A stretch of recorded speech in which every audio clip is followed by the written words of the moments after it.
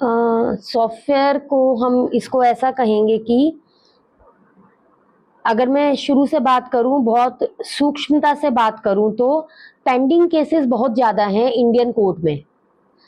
तो उन pending cases को कम करने के लिए एक सोच थी।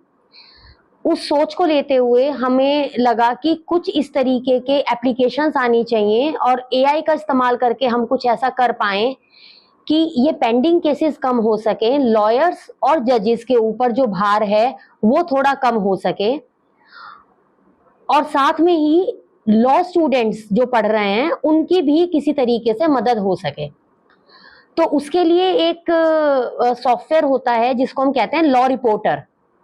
ऐसे कुछ लॉ रिपोर्टर्स इंटरनेशनल भी अवेलेबल हैं, लेकिन इंडियन जजमेंट्स को लेकर अगर कोई लॉ रिपोर्टर हो और उसमें टेक्नोलॉजी हम नॉलेज ग्राफ का इस्तेमाल करें तो चीजें बहुत बेहतर और सुगम हो जाएंगी। गूगल ने नॉलेज ग्राफ इजाद किया था, उसके बाद से फेसबुक, अमेजॉन, सभी नेटवर्किंग साइट्स जो नेटवर्क बेसिकली नेटवर्क पर काम करती हैं वो नॉलेज ग्राफ का इस्तेमाल करना उन सब ने शुरू कर दिया है। उसी चीज को देखते हुए रिसर्चर्स की अगर मैं बात करूं तो 1980 के दशक के बाद artificial intelligence mainly machine learning और डीप लर्निंग की तरफ मुड़ गया है। जो किताबों में आर्टिफिशियल इंटेलिजेंस हम पढ़ते हैं और स्टूडेंट्स को पढ़ाते हैं, कई किताबें हैं जिसमें मोस्टली एलन रिच फॉलो होती है, उनमें जो एआई पढ़ाया जाता है वो होते हैं एक्सपर्ट सिस्टम्स। उनमें रीजनिंग बहुत बढ़िया होती है लेकिन लर्निंग मिसिंग होती है।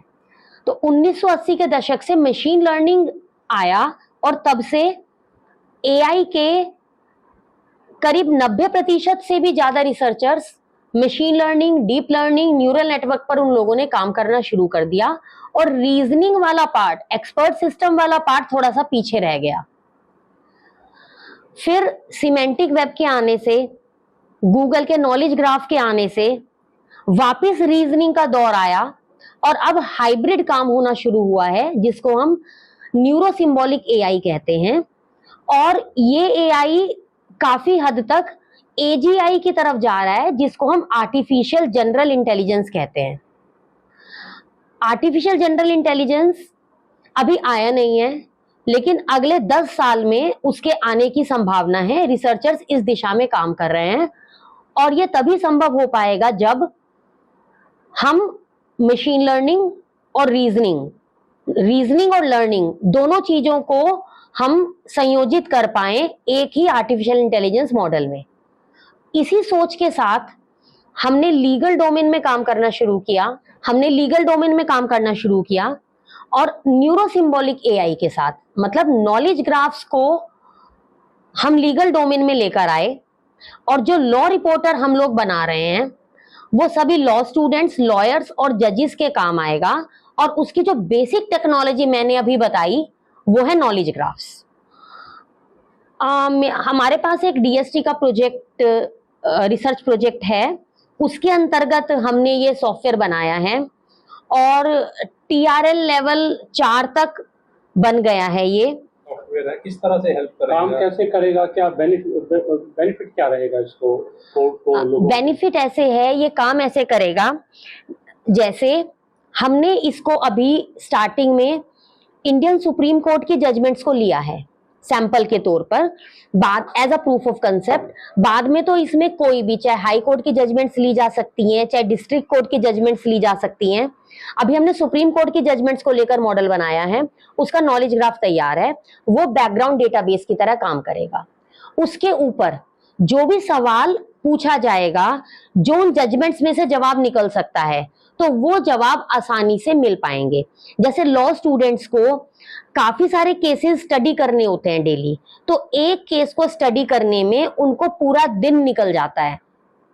उसका मेजर कारण ये है, जो हमारी जजमेंट्स आती हैं कोर्ट वाली, वो अनस्ट्रक्चर्ड पीडीएफ फॉर्मेट में होती हैं, तो उनको पढ़ना अपने और वो समझ भी नहीं आता कि उस जजमेंट के अंदर फैक्ट्स कहाँ पर हैं, आर्ग्यूमेंट्स कहाँ पर हैं, पेटिशनर और रेस्पोंडेंट के डिफरेंट आर्ग्यूमेंट्स कौन कौन से हैं, सीक्वेंस ऑफ आर्ग्यूमेंट्स क्या है, एविडेंस कहां पर है, और फाइन जो जज ने अपनी दलीलें दी बीच बीच में वो कहां कहां पर इम्बेडेड है, किन स्टैट्यूट्स और प्रोविजंस पर बेस्ड ये डिसीजन निकल कर आया है।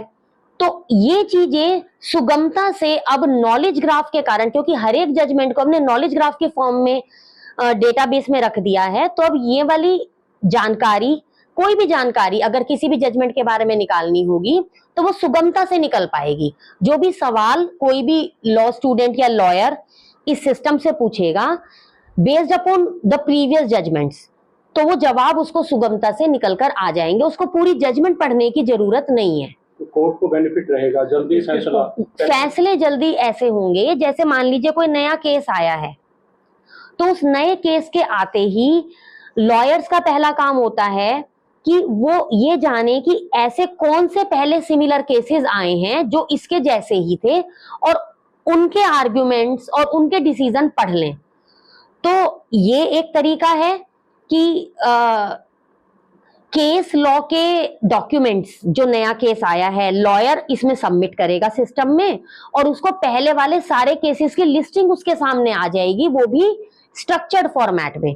तो वो उनको पढ़कर समझ पाएगा आसानी से, नहीं तो वो सिमिलर केस ढूंढने में ही लॉयर को बहुत समय लग जाता है।